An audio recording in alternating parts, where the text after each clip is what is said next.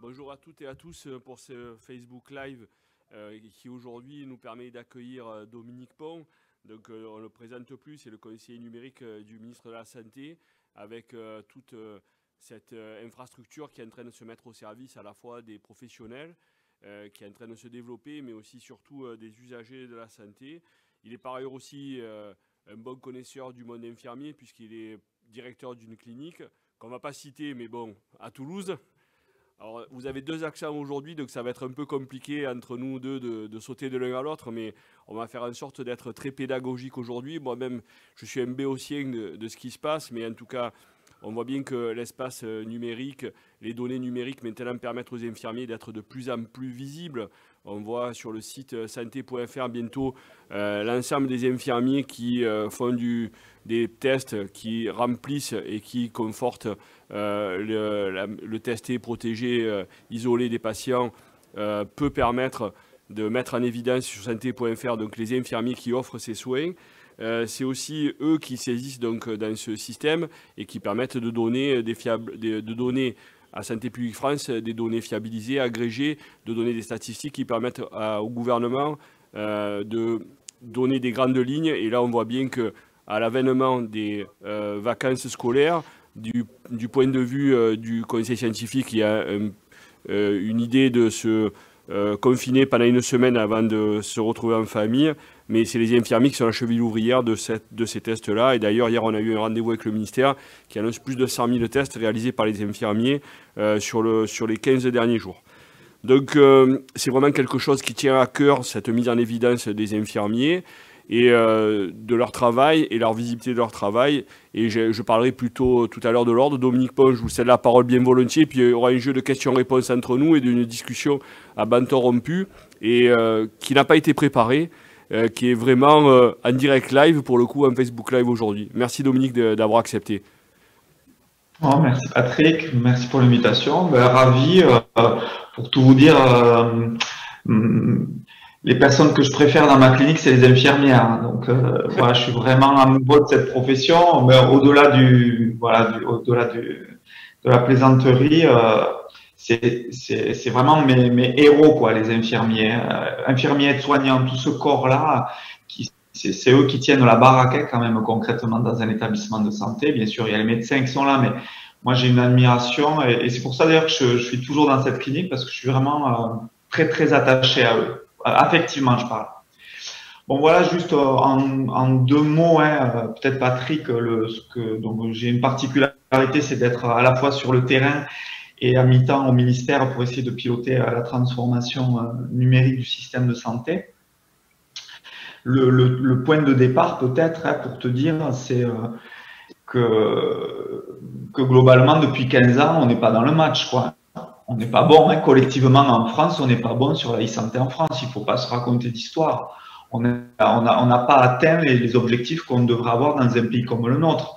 Par manque de volontarisme politique, de vision, par manque d'énergie, par manque de capacité à fédérer les gens, eh ben, tout s'est développé de façon complètement anarchique en France en matière de numérique, hein, que ce soit le dossier patient d'un hôpital, le logiciel d'un cabinet libéral d'infirmières, celui de l'EHPAD, celui du pharmacien, du médecin généraliste. Chacun a développé comme il voulait. Les logiciels ne sont pas capables de communiquer entre eux parce qu'on n'a pas fixé un cadre clair. Donc ça, quand même, franchement, ça craint, quoi. Et donc, ça veut dire qu'il y a des ruptures dans les parcours de soins des gens. C'est ça, parce qu'en fait, les données sont très compliquées à se transmettre. On le voit bien, hein. Moi je le vois quand on reçoit des patients dans mon établissement, récupérer de façon numérique le résultat d'un labo d'anapath, la lettre du médecin généraliste, renvoyer de façon numérique en post-op pour le cabinet libéral d'infirmières. En France, on ne sait pas bien le faire, ça, parce que l'État n'a pas fixé un principe de départ pour que les données de santé s'échangent de façon sécurisée. Donc, et ça peut pas être acceptable dans notre pays qu'on continue avec WhatsApp ou Gmail pour envoyer voilà, des données de santé. Donc, le principe de départ, c'est de dire qu'il faut que maintenant l'État se repositionne pour fixer des règles claires aux éditeurs de logiciels, aux professionnels de santé. Le numérique, ça ne peut pas se construire comme ça au hasard. Ça doit se construire avec des principes clairs qu'on a construit, qu'on a porté, que je porterai jusqu'à la fin de mon mandat, on va dire aux alentours de mi-2022. Et on ira au bout d'une vision où c'est l'État qui propose des socles et tous les logiciels devront se connecter sur les socles. L'image qu'on peut se donner, si tu veux, c'est un peu comme si comme la gouvernance dans une ville. Dans une ville, les pouvoirs publics, ils font quoi? Le code d'urbanisme, il donne les permis de construire. Tu ne peux pas construire ta maison comme tu veux. Tu as quelqu'un qui te dit tu dois respecter un permis. Et ensuite, les pouvoirs publics, ils supervisent tous les liens communs, c'est-à-dire les routes, les ponts, le tout à l'égout, le réseau d'électricité. Et les acteurs, les autres personnes, elles fabriquent leur maison, mais elles respectent le code d'urbanisme, elles se connectent sur le 220. Elles ne fabriquent pas leur centrale nucléaire. Et bien, en fait, dans la e-santé en France, c'est l'inverse depuis 10 ans, quoi. Les pouvoirs publics fabriquent des buildings et les éditeurs de logiciels, ils fabriquent des centrales nucléaires. C'est pas possible, quoi. Il faut changer la logique. Et donc, c'est un peu ça qu'on est en train d'impulser. Donc en fait, là, on revient sur le sujet plus global d'infrastructure et d'urbanisation. C'est ce qui est abordé. Et c'est vrai que nous, en tant qu'ordre, on participe activement à ça au travers du RPPS, parce qu'une fois qu'on fait des buildings, il faut absolument qu'on sache quels sont les habitants et quels vont avoir les habitants, les interconnexions avec le SNIRAM, par exemple, puisque c'est un des fichiers qui existe, qui permet de collecter, de colliger l'ensemble des actes qui sont faits par les infirmiers, mais aussi comment ces infirmiers vont se connecter sur le DMP. Donc ça veut dire l'accès, l'alimentation par l'ordre actuellement qui travaille conjointement avec la direction du numérique en santé pour alimenter le RPPS. Quels sont les droits et comment vont s'alimenter finalement le DMP avec les infirmiers et quels seront leurs droits ouverts. La création aussi, au-delà de la CPS physique, de la ICPS qui va nous permettre donc de faciliter, de fluidifier les échanges, de développer les usages et de favoriser les bonnes pratiques. Donc voilà, toutes ces choses-là, ça relève un peu de l'ordre. Et puis le corollaire à ça, moi aussi ce que je voulais savoir, c'est comment est-ce qu'on va faire finalement pour valoriser les actes infirmiers. Parce que ça soit à l'hôpital ou en ville, les actes infirmiers de façon anarchique. Quelquefois, il y a des actes qui sont gratuits, quelquefois, il y a des actes qui ne sont pas nomenclaturés, quelquefois, il y a des actes qui passent complètement à la trappe. Et on va parler des soins relationnels. Les infirmiers, les héros du quotidien qui ont été applaudis, l'admiration qu'un directeur de clinique peut avoir pour ses professionnels, c'est aussi, ça passe par quelque chose qui n'est pas relevé, qui n'est pas visible, mais que tu sais qui existe dans ta clinique. Donc, pour tout ça, en fait, comment les infirmiers participent et l'ordre aussi au Health Data Hub et à toute cette vision que tu portes? En fait, moi, si tu veux, quand tu regardes la position infirmière par rapport à tous les services numériques clés de l'État et ceux qui vont se développer, tu as l'accès au DMP, très compliqué pour une infirmière d'accéder au DMP. Accès à la messagerie sécurisée de santé, elle peut le faire, mais le répertoire, en fait, ce fameux RPPS qui devrait maintenant reconnaître aussi la totalité du métier infirmier et de la population des infirmières, c'est la seule solution pour avoir un référentiel qui permet d'accéder à ces grands services nationaux. Donc, le premier truc qu'il y a à faire, c'est de dire, je vais le dire avec c'est un peu techno, mais le répertoire ADELI doit être décommissionné, remis dans un nouveau RPPS moderne qui donne les droits d'accès aux grands services numériques aux infirmières, à tout ce métier-là. Pourquoi c'est hyper important? Parce qu'en fait, tous les nouveaux services qui vont arriver, je vais en parler après, en fait, il faut que l'infirmière puisse les utiliser, les connecter de façon sécurisée pour qu'elle soit autant reconnue qu'un médecin quand elle accède à un service national, un outil de vaccination, un outil de déclaration d'ANSIDEP, tu vois, de tous ces systèmes de dépistage, l'accès au futur DMP, l'accès à la messagerie sécurisée de santé. J'en parlerai tout à l'heure, l'accès aussi à l'espace numérique de santé pour pouvoir dialoguer avec son patient. Tout ça, il faut pouvoir le faire de façon sécurisée. Et pour le faire de façon sécurisée, il y a besoin de deux trucs. Un, que les professionnels de santé infirmiers soient remis dans un annuaire national bien carré, qui est une sorte de RPPS moderne, si tu veux, voilà, en décommissionnant le répertoire ADELI, voilà, pour que ça soit carré. Dès lors qu'il y a ça, il faut ensuite qu'elle puisse se connecter de façon sécurisée à ces outils numériques. Et c'est pour ça qu'en fait, toute la logique de ICPS, qui est une carte de professionnel de santé, mais qu'on aura sur son smartphone, Exactement. où tu tapes un code, ça te donne un code, tu es reconnu et tu accèdes à tous les services. Tout ça, c'est des moyens de reconnaître le métier infirmier et les infirmières dans l'accès à des services clés de santé. Donc ça, c'est un point qui est vraiment majeur et c'est pour ça qu'il y a un énorme intérêt, notamment pour ces métiers infirmiers, mais pas que, il y a tout le secteur médico-social, c'est pareil, d'être reconnu dans les acteurs de santé qui ont accès à des gros services.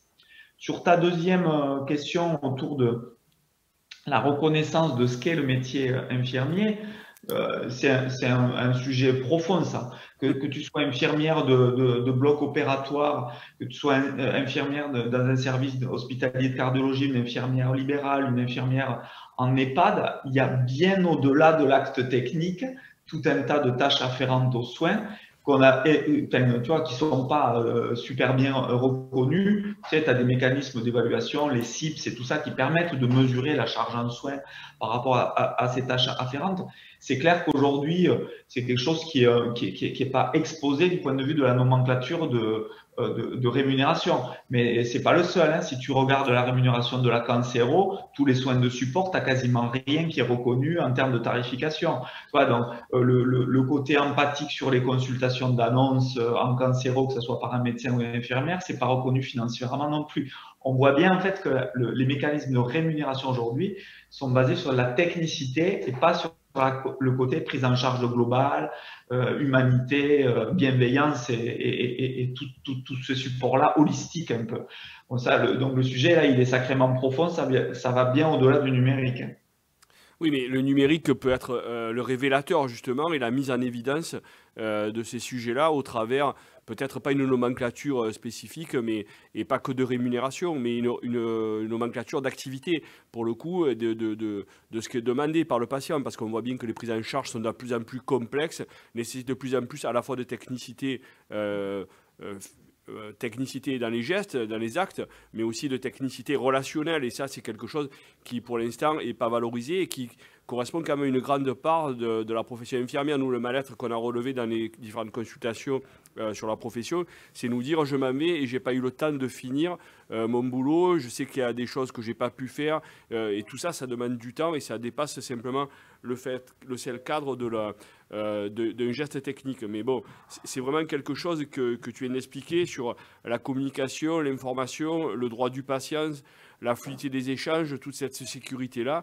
Et donc, au travers l'espace du numérique en santé, finalement, comment vont s'articuler ces choses-là de façon pratico-pratique, parce que toi, tu as la vision d'ensemble, et aussi quel web service pourrait être fait à l'instar de ce qui se passe, par exemple, pour la ICPS. En fait, bon, comment dire, le numérique, c'est qu'un outil, hein, tu es d'accord avec ça. Le fond du fond, c'est d'abord d'aimer les gens. Hein. Voilà. Si les politiques publiques se font d'abord avec un amour des professionnels de santé, les outils numériques qui vont aller derrière, ils vont soutenir cette vision-là. Donc moi, ce que je crois, c'est que d'abord, il faut que le numérique il soit au service d'un objectif qui soit avec une forme, comment dire, de vision qui soit humaniste. Voilà. Si on dit le numérique, ça peut être un outil qui contrôle, ça peut être un outil qui flique, ça peut être un outil qui opprime.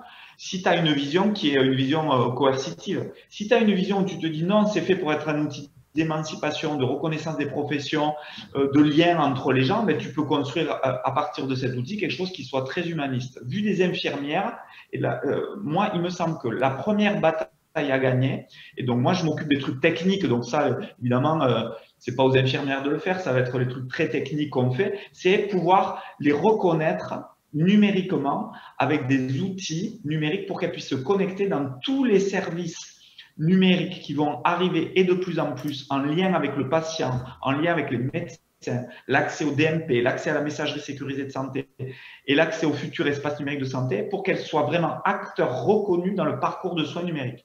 Si elles ne peuvent pas avoir accès à ces fonctions-là, elles vont être exclues du parcours de soins numériques et donc, in fine, du parcours de soins tout court. Donc, la première bataille à gagner, c'est qu'elles soient reconnues et que donc elles aient les outils numériques leur permettant de faire ça. Ça, c'est mon taf de faire ça d'ici 2022. Ensuite, pour moi, le gros sujet qui change le tout, au-delà des infirmiers et des infirmières, c'est le fait que moi, je crois beaucoup que le grand oublié du numérique dans la santé depuis 15 ans en France, c'est le patient, c'est le citoyen lui-même. Enfin, ce qui est scandaleux, c'est qu'en tant que citoyen, on n'a toujours pas nos données de santé, quoi. C'est la misère. On n'a toujours pas notre carnet de santé numérique à nous. L'endroit où on pourrait stocker nos données, plutôt que les ranger dans sa chemise, ses radios, ses lettres, ses ordonnances, tout ça, les ranger de façon numérique et que nous-mêmes, on soit les patrons de nos données de santé. Moi, je trouve que voilà, ce qui ne va pas, vraiment profondément, c'est qu'on a capturé, on a kidnappé les données au patient lui-même, au citoyen lui-même. Et donc, toute la stratégie qu'on est en train de mettre en place, au-delà de permettre les accès sécurisés à des services de santé, numériques de santé pour le parcours de soins, pour tous les professionnels de santé, c'est l'ouverture pour chaque citoyen français au 1er janvier 2022 d'un espace numérique de santé pour chacun d'entre nous dès sa naissance. Dès notre naissance, on aura un endroit garanti par l'État où on pourra nous-mêmes ranger nos données de santé sous forme numérique, les classer, donner des consentements pour que tel ou tel professionnel y accède. On redevient les boss, quoi. Nous, les citoyens français, de nos données de santé.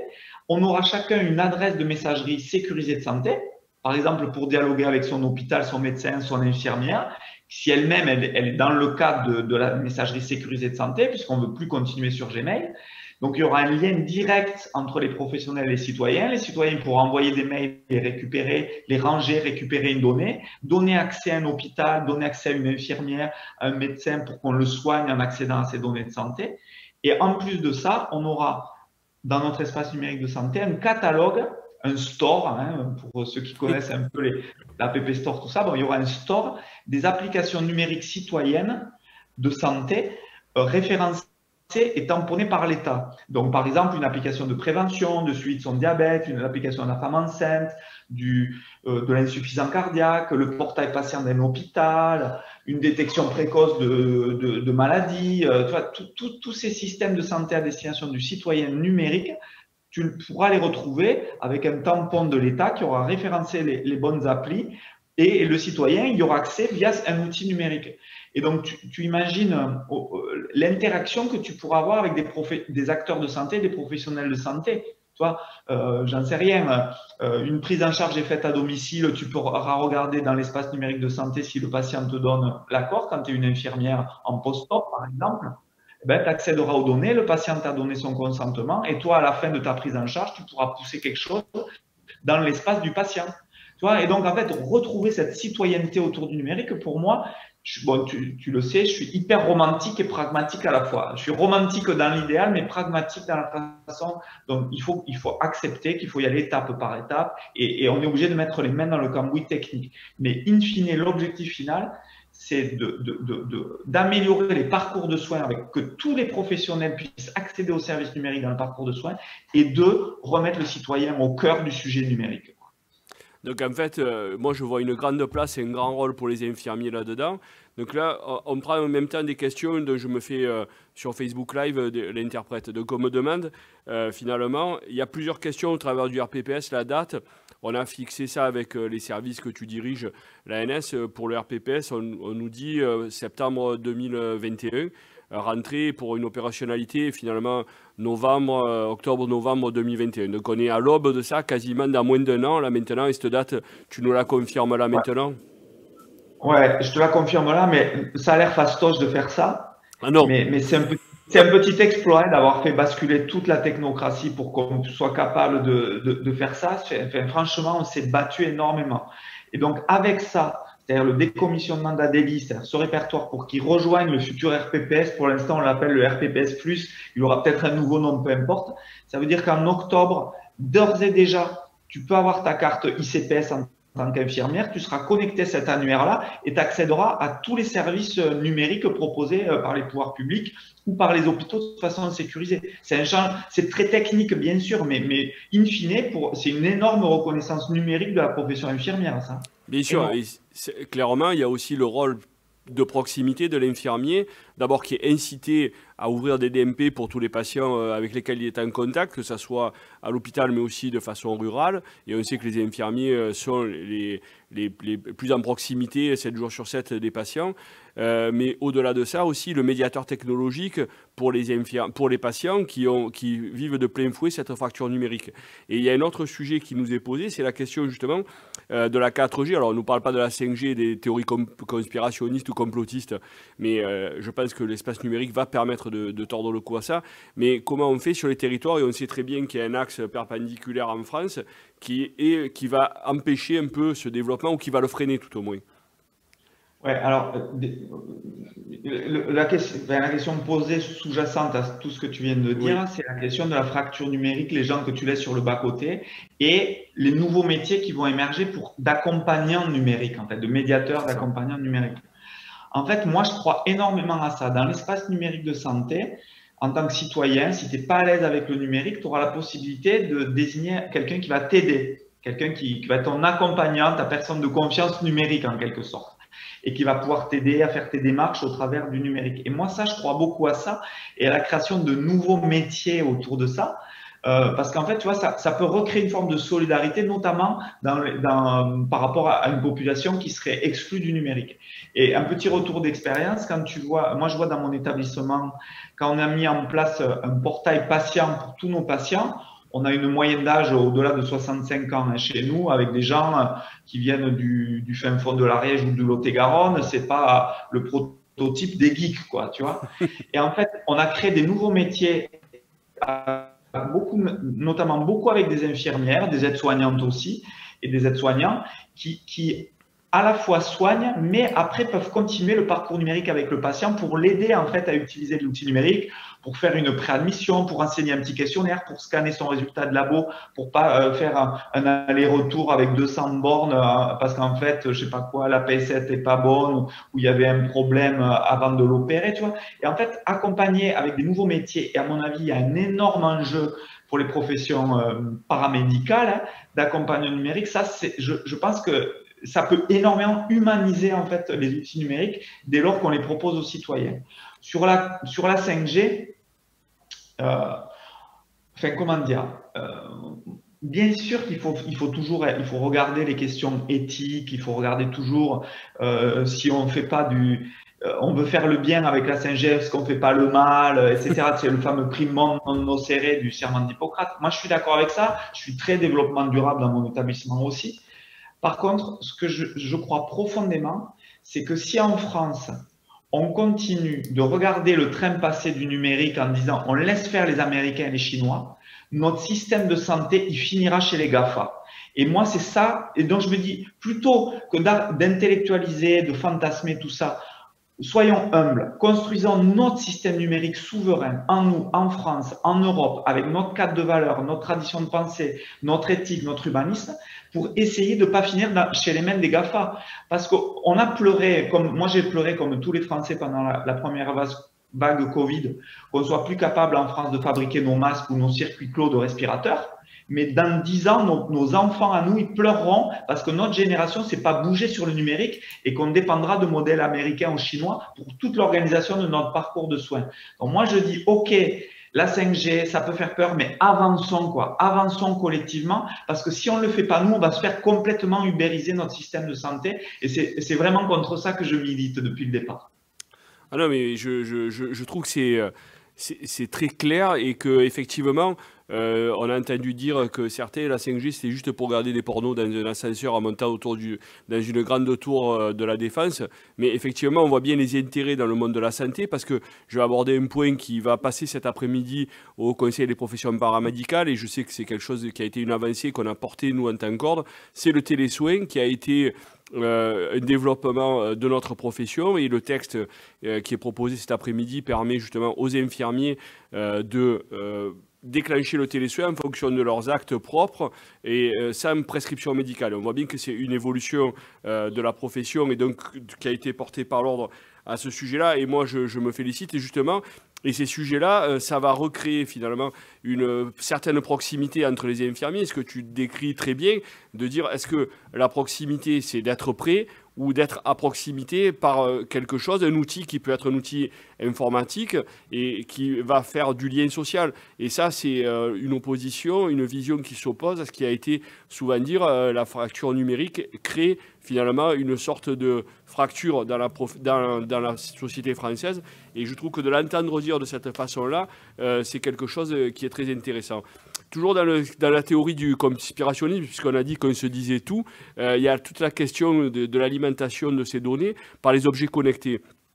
Tous ces objets qui vont me permettre finalement de surveiller, d'être plus proche du patient aussi, puisque c'est un peu l'idée de les suivre pour le diabète, tu l'as cité, mais aussi pour la fréquence respiratoire, pour tout un tas de sujets, et puis d'aller plus loin vers le médico-social, parce qu'on voit bien que finalement ça peut être aidant de savoir ce qu'il y a peut-être dans un frigo pour adapter la dose d'insuline. Donc on voit bien que tous ces sujets-là, les infirmiers seront directement au cœur, puisqu'ils vont surveiller très pratiquement les choses. Comment vont se développer ces solutions-là, finalement, en proximité du patient, et est-ce que ça va permettre de développer une médecine prédictive, préventive, et de gérer ce que tu as dit, il ne faut pas que nos données soient chez les GAFAM, mais que ça soit dans un espace numérique en France. Exactement. En fait, si tu veux, par rapport à tous ces dispositifs, je sais pas, un glucomètre connecté, mais même un pace connecté, un pacemaker connecté aujourd'hui ou un dev connecté, tu as tout ça. Plus toutes les applications de santé, tu vois, je m'auto-surveille, pendant la période Covid, tu peux t'auto-surveiller, une détection précoce d'un cancer bronchique, ben, tu vois, toutes ces applications, en fait, l'énorme risque, c'est que si on régule pas ce truc-là, bien sûr, tu as des nouveaux usages et tu as des opportunités fantastiques, mais il y a un énorme risque, en fait, que nos données de santé, elles aillent se commercialiser, je sais pas trop où, sur la planète. Donc, en gros, ce qui est essentiel, c'est l'arrivée de l'espace numérique de santé, ce que je disais tout à l'heure, où en fait, tu pourras dire, ben, ce dispositif-là, il a été tamponné, référencé par l'État, ce glucomètre connecté, par exemple, ou ce tensiomètre, ou ce que tu veux. Et dès lors qu'il est dans ton espace numérique de santé et que tu utilises ton app ou ton dispositif, tu peux récupérer les données et les mettre dans ton coffre-fort à toi en tant que Français, citoyen français. Et c'est toi qui redeviens le réceptacle de tes données et après, tu peux les partager avec ton médecin si tu le souhaites. Si on n'avait pas eu cette initiative de l'espace numérique de santé régalien, souverain, je suis un peu ringard, mais moi, je crois beaucoup à mon pays, voilà, tout simplement. En fait, si on n'avait pas fait ça, toutes ces plateformes, elles seraient partout dans le monde et toi, tu n'aurais aucune capacité à récupérer tes données à toi, tes données de santé. Et c'est pour ça que l'énorme révolution, c'est de remettre le citoyen avec cet espace numérique de santé pour réguler tout ce truc-là. Et si on ne se bouge pas et qu'on se la joue à la française comme d'hab, on intellectualise, on est incapable de se mettre d'accord de façon collective, tout le monde gueule, tout le monde râle et tout ça, critique tout, eh bien, on finira chez les GAFA parce qu'on ne sera pas discipliné. Donc, moi, ce que je propose, c'est de dire, mettons-nous ensemble, les industriels, les professionnels de santé, les pouvoirs publics, construisons ce truc pour le citoyen français dans un cadre souverain, éthique. Ça sera pas parfait, il y aura des critiques, on sera dans une démarche d'amélioration continue, on est dans la vraie vie, quoi. Mais par contre, si on collectivement, on a l'humilité de fabriquer ce truc par nous-mêmes, on maintiendra notre souveraineté de notre système de santé pour dans 10 ou 15 ans. Et si on n'anticipe pas ça, on sera bouffé. Donc ça veut dire clairement la souveraineté, mais c'est pas un gros mot, hein, selon qui l'emploie, et je trouve que c'est plutôt de bonne loi. Donc ça veut dire qu'il n'y aura pas de monétisation à terme de nos données et que la médecine prédictive finalement sera humaniste et humaine et à l'échelle d'un pays, à l'échelle des problématiques. Et je pense qu'on n'a pas forcément les mêmes problématiques qu'en Crète où les gens vivent grâce au régime crétois beaucoup plus longtemps qu'en France. Et on pourra effectivement avec des applications qui vont prôner des conseils, parce que c'est ça, on ne va pas être coercitif, on va pouvoir permettre finalement d'atteindre un meilleur niveau de santé pour l'ensemble des Français. Et c'est quelque chose de très louable, de mon point de vue, mais qui correspond à des objectifs de changement de la société aussi, puisqu'on voudrait passer finalement, grâce à les outils numériques, et c'est là qu'on voit la puissance de ce qui n'est qu'un outil, de passer vers une société du cure, vers une société du care en fait. C'est exactement ça. Ouais, exactement, et de la prévention, père. Quand tu es professionnel de santé, moi je ne suis pas un soignant, mais je fais partie du système de santé, tu vois bien qu'il y a un truc qui ne va pas sur la façon dont on prend en charge la santé. Tu vois bien que tout le volet préventif, holistique, préparation, rééquilibrage de ce que tu es, de ton métabolisme, de travailler sur tous ces sujets-là, ben, on est à l'ouest complet, on le voit bien dans notre système de santé. Or, ces sujets de prévention de médecine prédictive, c'est quand même assez compliqué de le faire avec un papier, un crayon quand même. Tu peux y arriver. Donc, les outils numériques, il y a un énorme enjeu sur le système de santé. Mais on voit toutes les promesses positives, mais il faut être comment dire, lucide. Si on laisse partir ça ailleurs, on sera dépossédé de tout ça. Et c'est pour ça qu'en fait, moi, je milite pour que ces trucs-là, ils redeviennent dans un cadre régalien. Peut-être qu'on sera dans les 3 premières années moins fort que les Américains ou les Chinois, mais dans 10 ans, si on commence maintenant à construire ça par nous-mêmes, on sera aussi bon parce qu'on y mettra un cadre de valeur. Et moi, je crois que si on dit en France, on ne veut pas du numérique n'importe comment, on veut du numérique éthique, humaniste, tu verras les jeunes talents d'aujourd'hui qui sortent de Polytechnique ou d'HEC ou de je ne sais pas très quelle grande école, ils sont à la recherche de sens, ils veulent donner un sens à leur vie, ils veulent participer à quelque chose qui a du sens et qui soit éthique. Et donc, ils rejoindront cette vision du numérique plutôt que le miroir aux aluettes du fric ou de l'ego que tu peux trouver chez les licornes américaines ou chinoises. Tu vois, donc, il ne faut pas avoir peur de dire qu'on construit notre propre modèle du numérique en France et en Europe. Alors, justement, la question européenne, finalement, comment ces idées se diffusent avec d'autres partenaires en période de Brexit, de difficultés? Mais je pense que le Covid doit aussi permettre de discuter peut-être plus avant avec d'autres États, puisqu'on voit bien que cette question de la souveraineté, elle vole en éclat à l'échelle de la pandémie mondiale. Est-ce qu'on peut arriver à penser qu'il y aura quelque chose qui va être partagé par l'ensemble de l'Europe? En tout cas, moi, l'expérience que j'ai depuis 2 ans à peu près au ministère, c'est que là où il y a une grosse convergence de vues sur le numérique, c'est sur le cadre de valeur de sécurité des données de santé. Sur la confidentialité, la sécurité, le respect de la vie privée. En fait, si tu veux, le règlement européen qu'on appelle le RGPD, là, qui réglemente en fait la protection des données, et notamment des données de santé, ils viennent d'Europe. C'est l'Europe qui a bougé le monde sur cette vision-là autour du numérique. C'est l'Europe qui fait progressivement plier les GAFA. Donc, sur les valeurs et sur les critères de sécurité, il y a une convergence européenne. En revanche, tu vois comment c'est l'Europe, c'est long à construire, ça prend voilà, quelques décennies. Et donc, en fait, ce qui s'est décidé entre les pays européens, c'est qu'on avance tous de notre côté, mais par contre, on se fixe sur les mêmes normes techniques pour qu'à un horizon de 7, 8, 10 ans, eh ben, en fait, les systèmes ils puissent se connecter les uns aux autres. C'est comme ça qu'on avance en Europe. Donc en fait, les problématiques qu'on rencontre au quotidien, et tu l'as abordé tout à l'heure, entre les différents systèmes d'information, que ce soit des établissements, mais aussi des professionnels libéraux, et peut-être entre le DP, le DMP et tout ça, la vraie question qui se joue actuellement, au-delà du stockage, c'est l'interopérabilité et comment on arrive à faire travailler, à mettre autour de la table des opérateurs privés, le ministère, les professionnels de santé, enfin, tu l'as dit tout à l'heure, c'est quelque chose, c'est une gageure finalement, et ça a pris 2 ans. En fait, c'est pas réglé, mais en tout cas, au moins, même, bien sûr, en fait, si tu veux, pour se le représenter par rapport à la métaphore de la ville que je disais tout à l'heure, en fait, c'est comme si on arrivait dans une sorte de bidonville numérique et tu dois tirer des routes, des ponts et le 220 volts. Voilà, donc, il faut, et que toutes les maisons du bidonville se connectent à ces réseaux-là. Donc, toi, c'est un travail de longue haleine, bien sûr, mais en tout cas, on a eu la confiance du gouvernement pour mettre de l'argent sur ces sujets-là, parce qu'il y a un enjeu énorme de parcours de soins.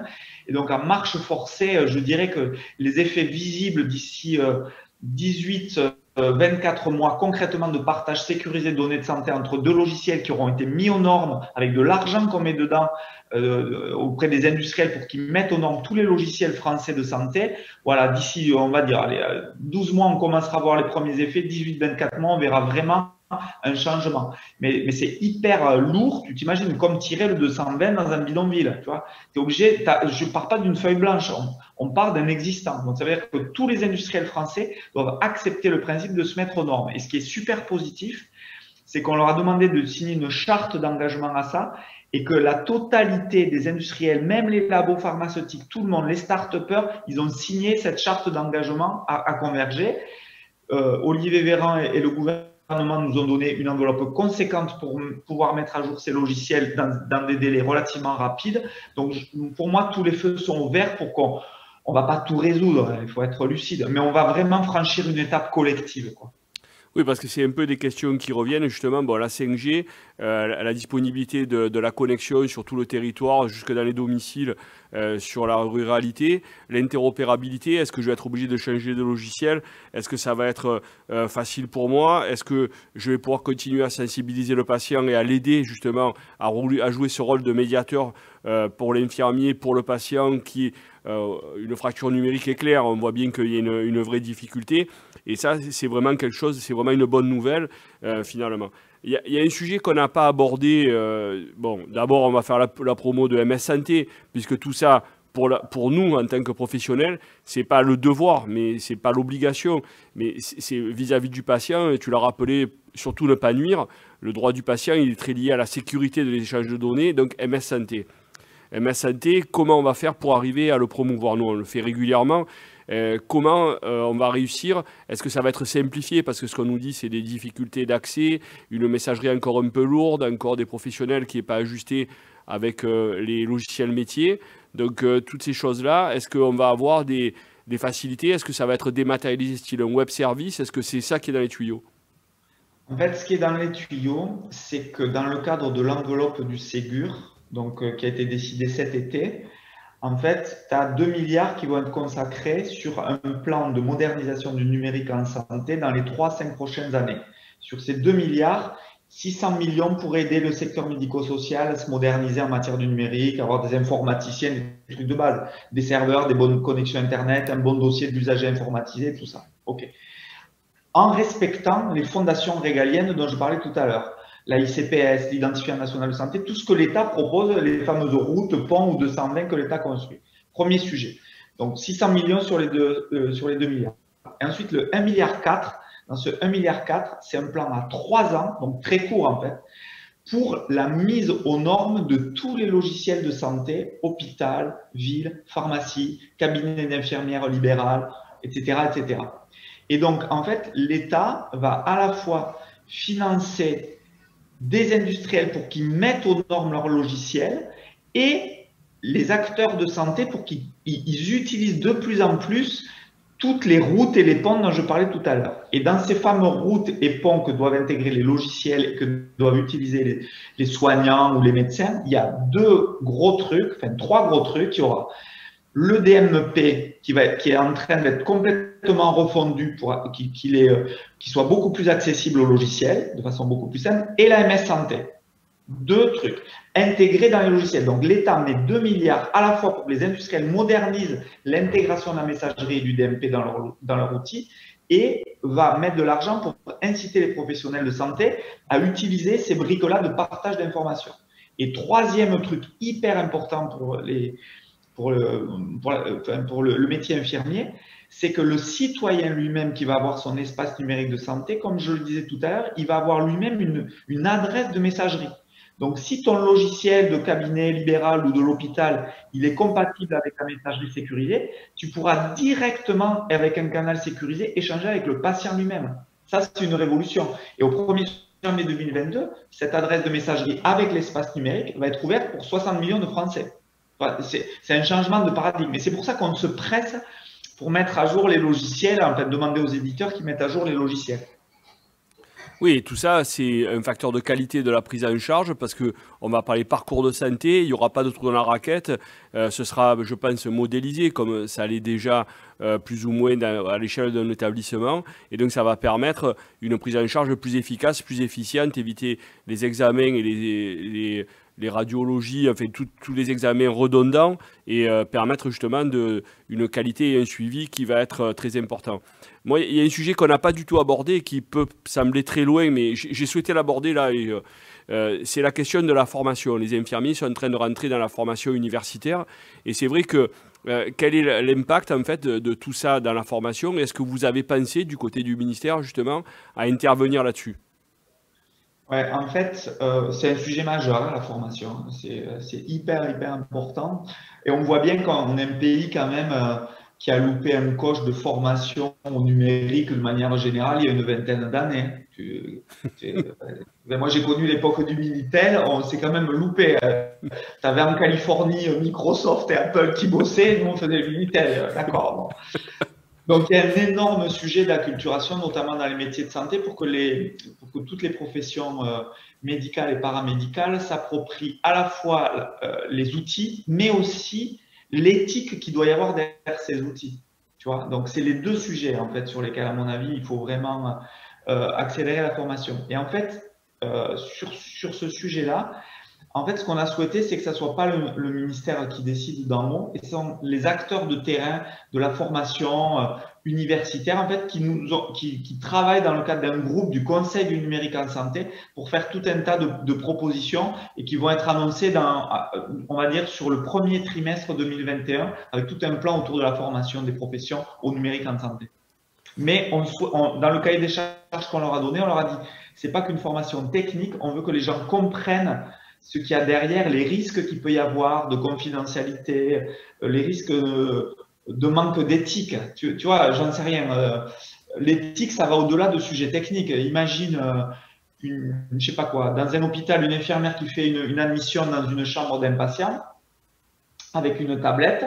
Son logiciel, il est parfait, il est sécurisé, tout ça. Si elle est plus du tout dans l'empathie avec le patient parce qu'elle a le nez sur sa tablette, qu'elle est plus dans cette empathie, c'est pas éthique. Donc l'outil numérique dessert la prise en charge humaine des choses. Donc en fait, tout ce cadre-là, pour moi, ça participe à tout ce qui doit être inclus dans une formation numérique. C'est pas que la technique, c'est aussi le soin au sens large et l'humanité du soin. Même si on a un outil numérique, ça doit pas être un soin froid, ça doit pas être une prise en charge déshumanisée.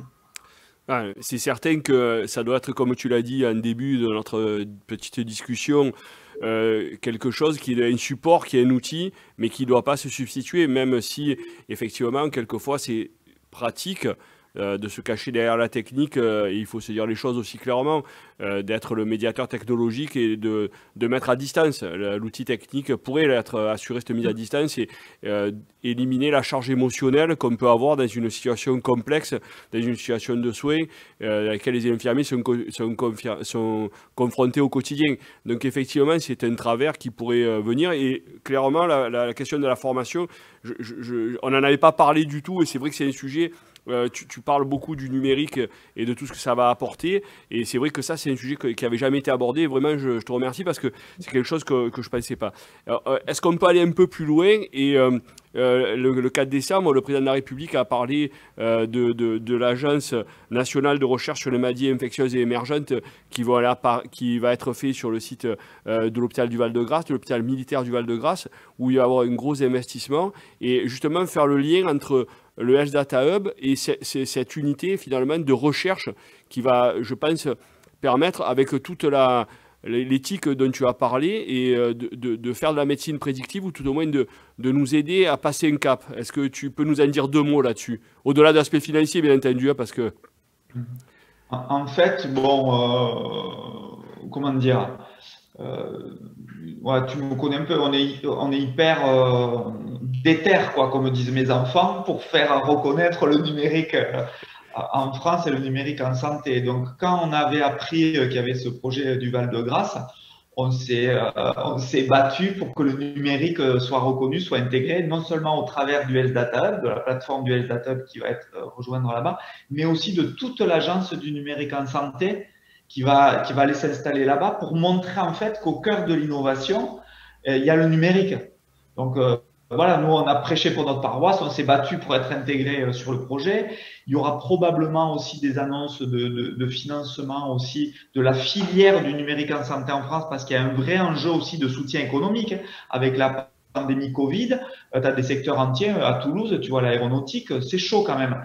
Et donc, tu as plein de gens qui viennent du numérique qui vont se retrouver sur le carreau. Donc, moi, je pense qu'il y a un énorme enjeu de développement économique aussi autour du numérique en santé. Donc, il y avait besoin voilà, non seulement d'argent, d'une vision d'État portée et tout ça, mais en plus d'endroits emblématiques où tu peux tracter l'innovation numérique. Et je vais te dire un truc, hein, c'est horrible de dire ça. Autant la pandémie mondiale, ça a été une horreur en tant que directeur d'établissement, autant en tant que responsable du numérique au ministère, la Covid-19, franchement, ça a mis le numérique en valeur.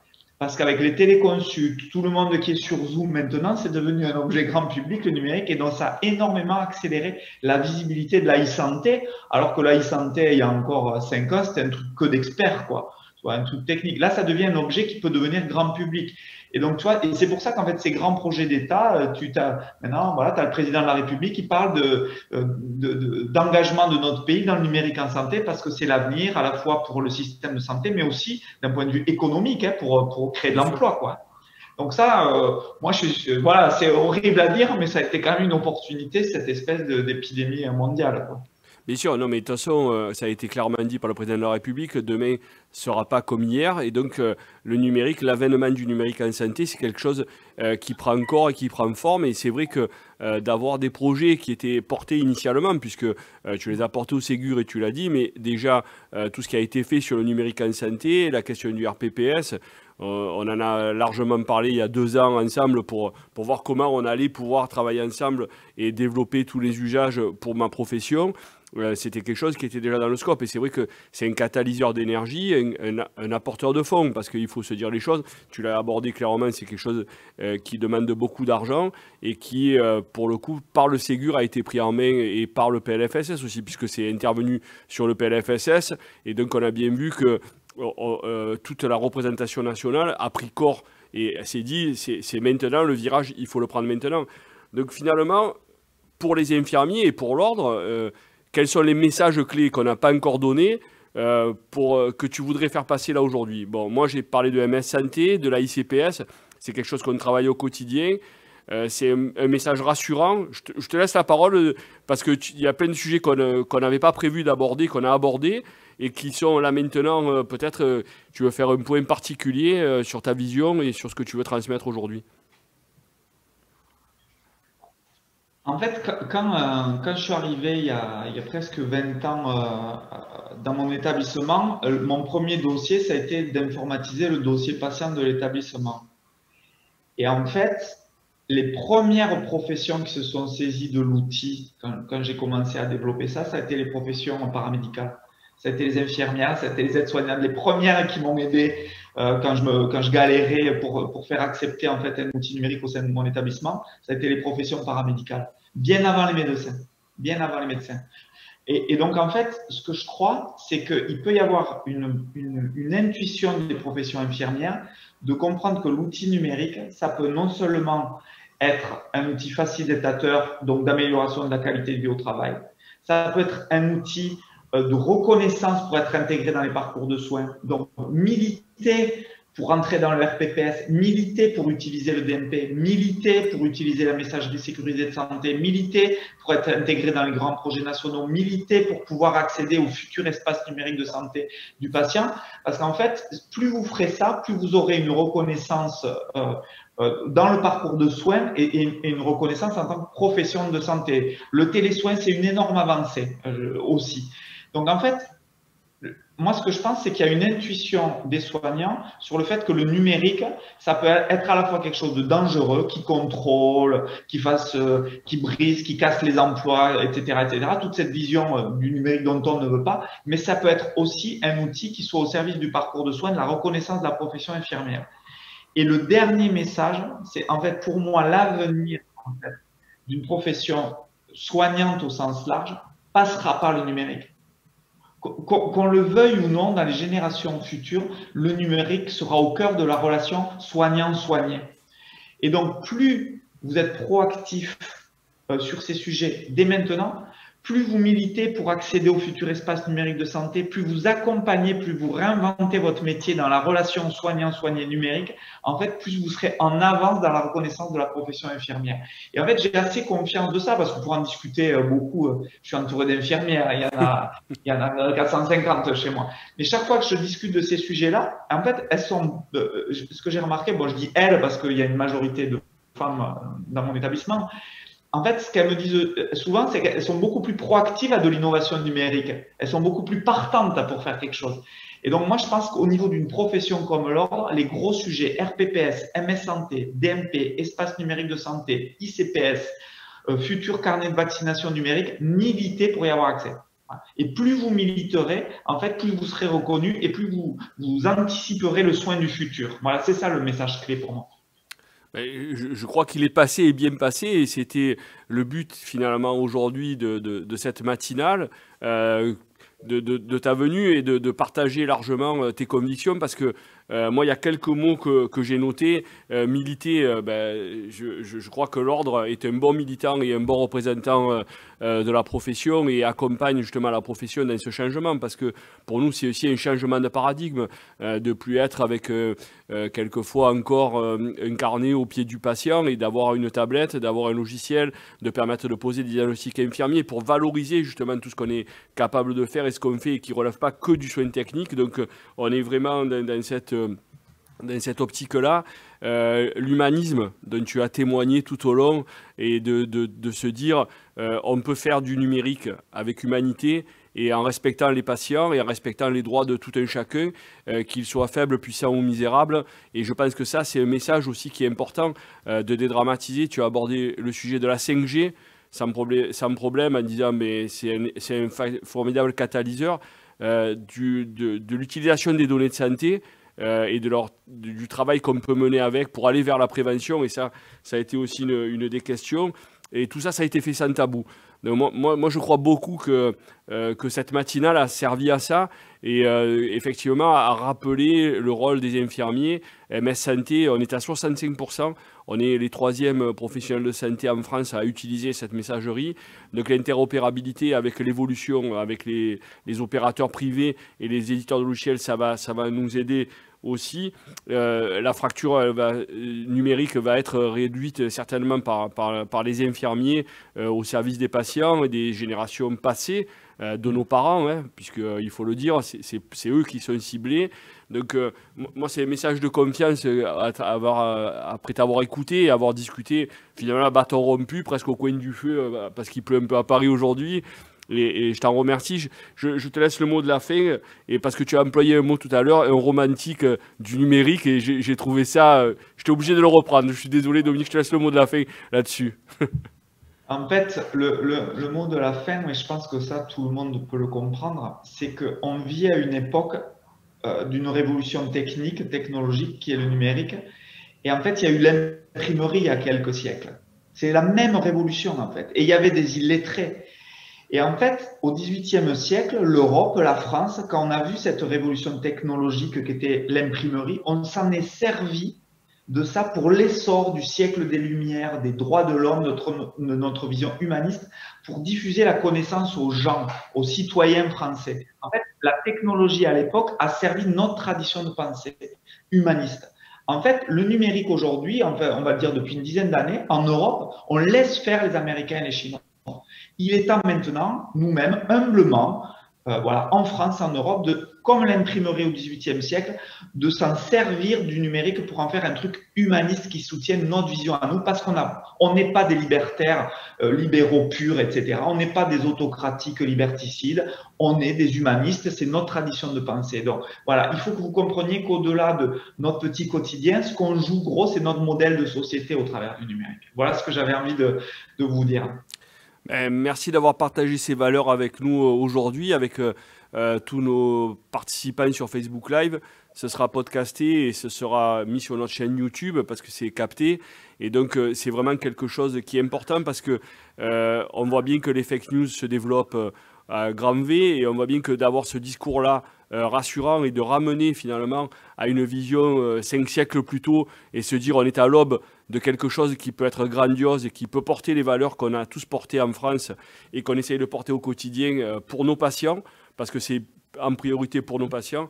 Je trouvais que c'était très, très sympa de ta part d'avoir consacré 1 heure de ton temps, que je sais précieux, pour échanger avec les infirmiers et donner ta vision de ce que tu portes et de ce qu'est en train de mettre en œuvre le ministère, et qui souvent est très abscon, pas parce que c'est techno, mais parce que c'est très éloigné d'une pratique quotidienne dans laquelle nous ne sommes pas engoncés, mais dans laquelle nous courons après pour le bien de nos patients. Donc Dominique, je te remercie vraiment beaucoup de cet échange qui n'était pas préparé, et je trouve ça formidable d'avoir pu, en si peu de temps, aller aussi loin dans une discussion finalement entre deux hommes, mais qui dépasse largement, qui vont vers un modèle de société que je crois on ne peut que partager.